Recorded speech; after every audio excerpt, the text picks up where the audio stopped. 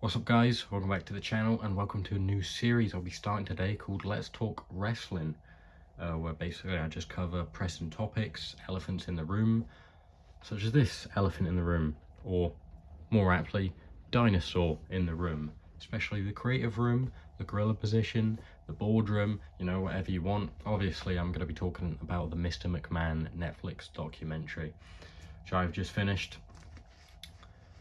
I thought it was good. Obviously it didn't present any new information because the people that have that information probably can't air it out on a Netflix documentary. There's an ongoing federal investigation going on, so there will be new information, but a Netflix documentary is not where we're going to get it, especially a couple months before Netflix airs Monday Night Raw for the next 10 years.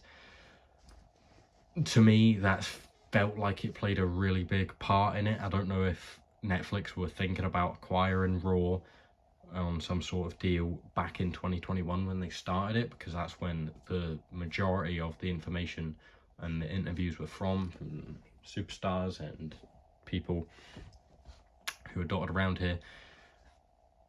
So yeah, I don't know if Netflix were intending on going towards a Raw deal at that point, because it didn't feel like a Mr. McMahon documentary to me in totality.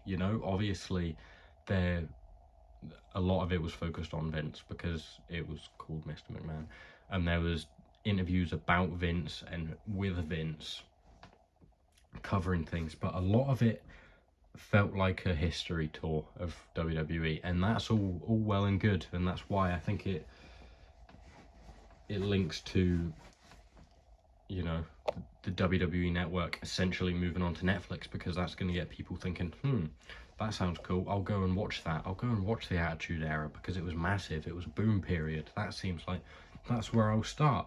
Or I'll go watch Hogan versus Andre at WrestleMania 3, stuff like that. That's what I think it was for. I've now lost my train of thought. But yeah, if it felt a lot more like that than an investigation and a look into Vince McMahon, because it doesn't really cover much, to be honest. It doesn't cover much bad that he does, and I understand that it in its infancy was a yay woohoo Vince, the guy that made wrestling sort of documentary, instead of Vince McMahon, bad person, all of that. And I didn't think it was that scathing of him, in all honesty, And then in the last episode, they asked Bruce Pritchard, oh, you've seen a couple episodes, what do you think? And he goes, it was terrible.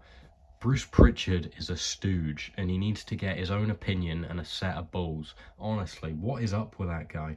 I know he said the thing about Vince's human side, and he gave his wife the best care for cancer treatment and all that, and kept her alive. But to me, that just unearths a bigger issue about the treatment is out there. It's just if you've got enough money.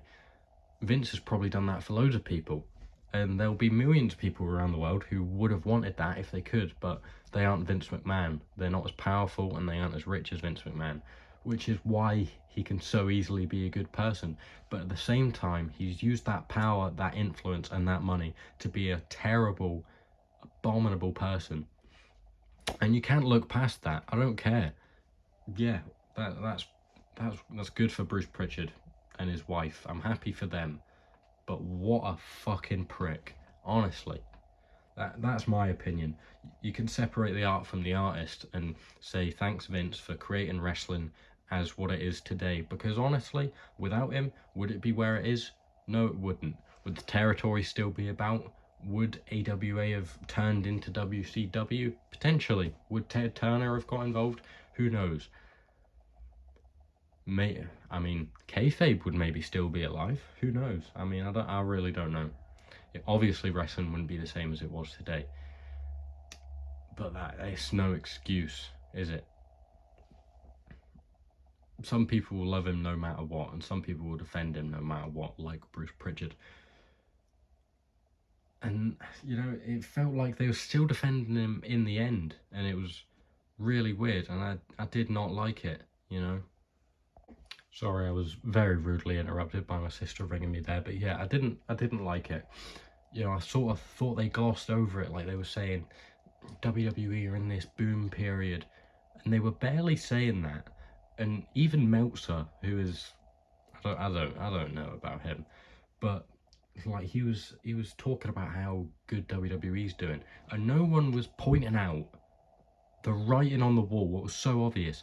Vince was not around. Vince wasn't controlling things. That's why the gate receipts are going up. That's why the sponsorships are going up. That's why wrestling has entered a boom period that it's in and is coming back into the mainstream. It's because this dinosaur isn't in charge anymore. He was going to run the company into the ground if these allegations didn't come out about him, which thank God they did. Number one, for justice to be served, if that even happens, you know, if he doesn't die before it.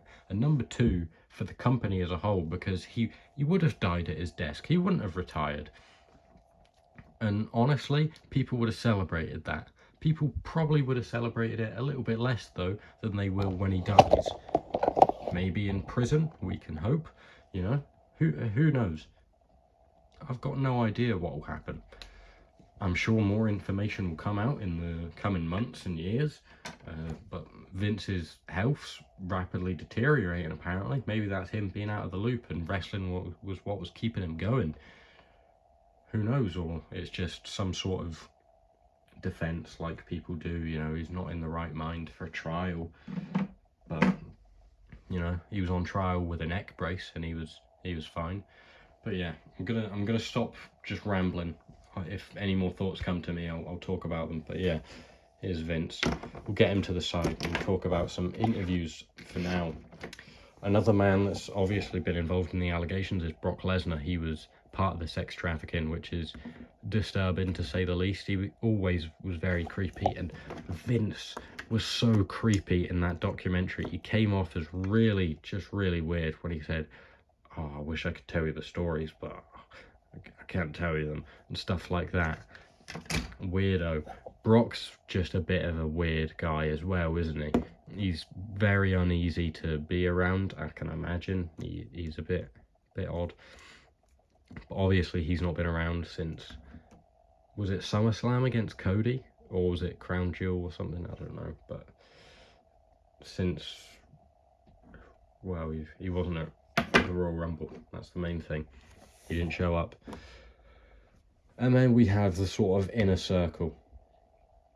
We've got Triple H, we've got Stephanie, and we've got Shane. Obviously, Stephanie sold all her shares and resigned as co-CEO, so she's got to know something going on there, you know, and stepped down for some sort of reason. That's a bit squint. But it's so cringy and difficult to watch. We go, thank you, Vince. Thank you, Vince. And I get it's your dad, but it's your pervert, sex trafficking, manipulative, assault charge ridden wronging of a dad at that point. And Shane's even worse off because his dad didn't even really love him, which is unfortunate, you know. And maybe that's going back to Vince's dad not really liking him, and apparently only saying he loved him before he kicked the bucket the next day. But I just felt bad for Shane in the whole thing. You know, a hug and a pat on the back was hard to come by, saying he's proud of him. And you can imagine Shane actually not thinking that before it. You know, he's actually only realised he's proud of him in that moment when he said it, which is, it's not great really, is it? But yeah, I felt bad for Shane. I would like to see Shane come back in some capacity, because I think he's a good character and he is really entertaining. And he is obviously the best wrestler in the world. The World Cup proved that. He is the best wrestler in the world. Let me just point that out again. But yeah, because it's unfortunate that he never sort of took over from Vince. Obviously, Triple H is doing great, and he came off all right in the documentary, I suppose. He didn't really say much. And as with the rest of the guys, they couldn't really say much about it. You know, I don't think Booker T was heavily involved. He didn't say much about anything really. Same with Cody. Obviously, his interviews were like all after the allegations, I think, and he basically just said he was surprised that people were surprised that Vince came back. Undertaker, love the guy to bits. Obviously, he loves Vince to bits. I feel better about it being all of his interviews were before the allegations came out, because he couldn't have known about that stuff, I really hope, and have been defending him on TV like some other people would have been. And, you know, I know his thoughts will be maybe out there on his podcast and that. On ones I've seen, I don't think he's went into it very deeply, but there's some of them I still haven't seen that I have to watch. Hogan, another stooge. Just an arsehole. Everyone knows Hulk Hogan's an arsehole. From the wrestlers to people watching to just anyone. I mean, Jesse the Body Ventura wanted to start a wrestlers union, and he went to Vince. What a dick. Who can like this guy, honestly? Oh, he's obviously got a bit of a checkered past, and he's not got the best reputation for him anymore. And someone said, I don't know if it was Vince that said it, said he's more popular now than ever and more reliable now than ever. What, from his racist sex tape that he posted, or his mate posted actually, and showing up at Trump rallies and saying some really mental stuff? That doesn't make him reliable. And he got booed out of the building at the first event, a first WWE event, WrestleMania, when they had fans in it after COVID. He still got booed, and they tried to just put him with a black guy to make it better. It didn't. It did get edited over, but he got booed. He doesn't even know where they're wrestling. The Silverdome. It's not called that anymore, Hulk, you old dinosaur.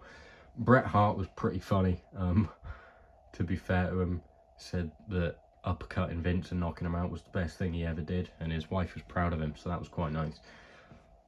Stone Cold came off okay in it. Said CTE, he doesn't believe in it, which is quite stupid because it's quite literally science, which probably points to some sort of CTE in itself that he doesn't believe. Fact, but you know, who knows. Huge star, to be fair to him. I mean, can't really argue with Stone Cold, but he's definitely got something. And John Cena didn't really say much. He said he wasn't the right guy to talk about Vince's legacy, which seems interesting. I don't know. John Cena just sort of ducks questions quite a bit. Maybe he knew something back then. I don't know.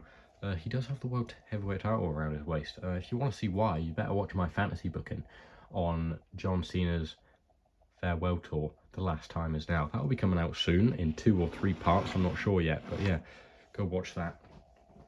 For my final closing statement, I would just like to talk about some of the earlier controversies. Obviously, the new stuff, the Janelle Grant and the trafficking and the $12 million in hush money. That's all been spoke about a lot, so I'm not going to go into that. Obviously, it's horrible, disgusting, and you know, we'll see in the coming months if more comes from that, and I'll be sure to talk about that more. But some of the stuff I actually didn't know about. The Rita Chatterman, I think it was, I don't know if that was right, the allegations that he raped her, and that was like in the 80s, 90s. So I mean, this can't be a shock, and it's quite mental how much that's been covered up, because honestly, I'd never heard that before. And you'd think that, I mean, it probably did come out in the last couple of years, and all of the allegations have just blended into one, so that's probably me just forgetting. But before that, she was never mentioned. Apparently Bret Hart defended him, saying she wasn't pretty enough to be raped, which is a pretty terrible thing to say, so I have lost a bit of respect for Bret Hart for saying that. But he did punch him in the mouth, so a bit of a weird one. Brett didn't go heavily on Vince. I think he was mainly involved in the earlier episodes. The earlier episodes are a bit of a slog, to be honest. If you've never watched wrestling before, it's alright. If you have, it's a bit like, oh, I know this. I've watched this. Oh, I know this, and I've watched this, you know, it's a bit like that. And the Ring Boys scandal. Obviously, we all know about the steroid scandal and that, and how that panned out, and the WBF and the XFL, while we're at it, 2 failed promotions. Well done, Vince. Obviously not as good as he thought, was he? Because he couldn't branch out outside of his dad's company. But yeah, Ring Boy scandal, that was terrible. I mean, I know these things sort of happen everywhere, but that really surprised me, because I've just never heard anything about it as well. And that was Pat Patterson, one of Vince's right-hand men, probably his right-hand man. And Jerry Briscoe was like sort of the same role, but Pat was like his second in command in the 80s and 90s for like booking decisions and stuff like that. And was he the first ever Intercontinental Champion, longest reigning Intercontinental Champion? I'm not sure. Maybe one, maybe both, I don't know. I mean, if he was the first, he was also the longest reigning at one stage, so it's probably correct. But yeah, and he was kept in the company because they couldn't prove he was guilty. The other 2 were guilty, and they were kicked out for it, and rightfully so. But Pat Patterson was kept in probably just because he had more influence and he was a bigger part of the company. You can get rid of an announcer and you can replace him, and whoever the other guy was, can't even remember. You can get rid of them. Vince couldn't get rid of Pat Patterson and replace him that easily. That's why he kept him, and he kept that quiet. And I mean, in his defense in the documentary was something like, oh, Pat was gay in a very homophobic time. And it was, what? Why does that matter? Clearly the other 2 were as well, because they were molesting little boys. Well, they were, I mean, they're paedophiles, number 1, but who knows? So that, it just doesn't need to be said at all. That whole thing was really weird. Obviously, Vince doesn't care about covering it up about other people, so obviously he'd be even quicker to cover it up about himself. And Dave Meltzer, to be fair to him, I mean, I thought it was funny when he was saying, yeah, 78,000 fans, and he'd probably been body slammed about 25 times before that. That was quite good, to be fair to him, fact checking. And I did like when they fact checked Vince about the no violence, the no guns, the no drugs, the no sex in the Attitude Era. That was quite funny. But yeah, Dave Meltzer did say, what did he say? I've forgotten now. I have forgotten now. Get Vince back in shot.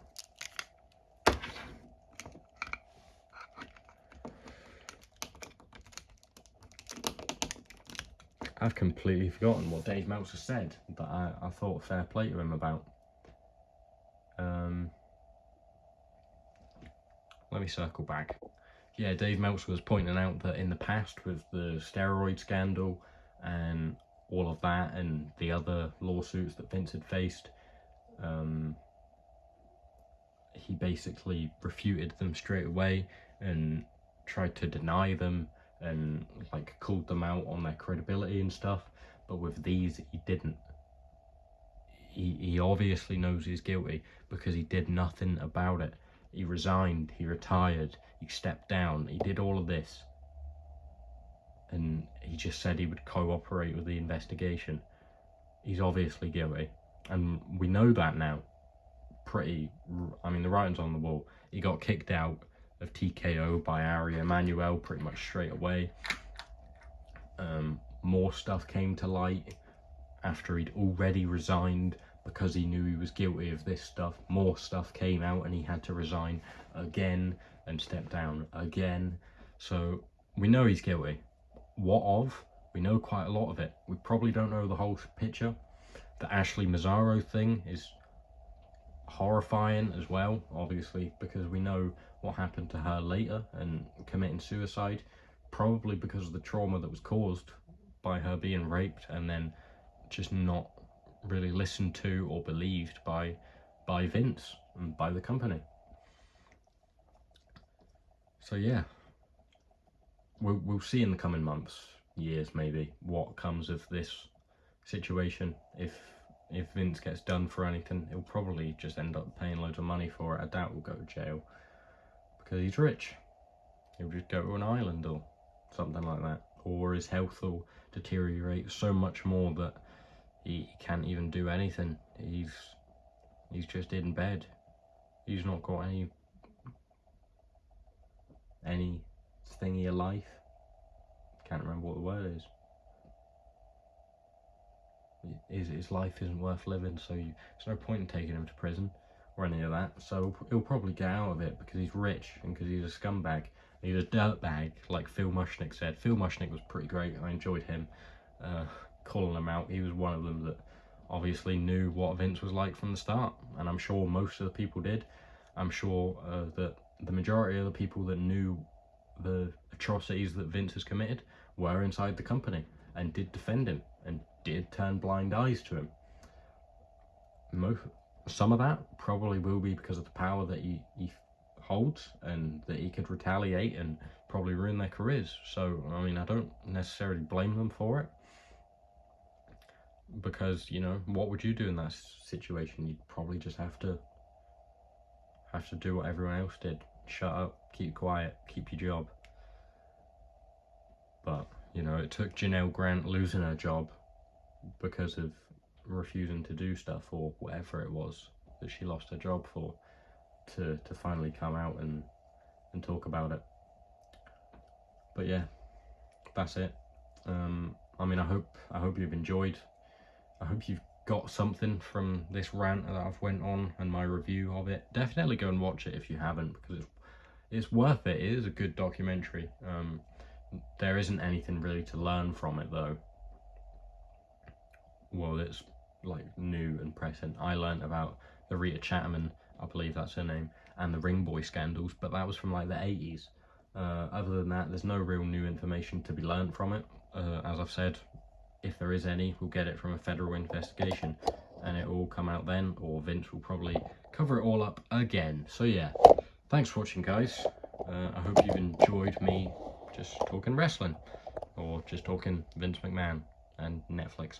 But yeah, I'm excited to film the next episode of this. Let me know if you have any other ideas for what I could talk about. I mean, I could just talk about wrestling as a whole or whatever.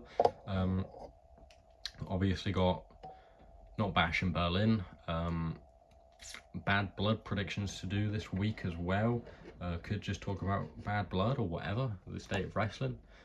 Maybe AEW, my thoughts on stuff like that. I don't know, whatever you want, leave it in the comments down below. So yeah, I hope you enjoyed, and I'll see you next time. Bye.